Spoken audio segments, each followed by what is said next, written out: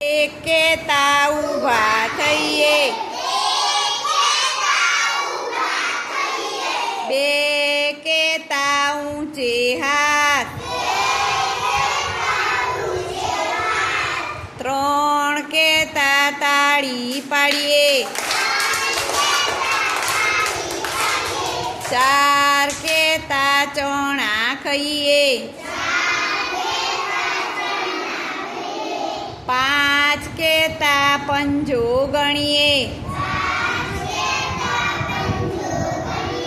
છ કેતા વાંકા વળીએ, સાતે પાછા સીધા થઈએ, આઠ કેતા હાથ જોડીએ,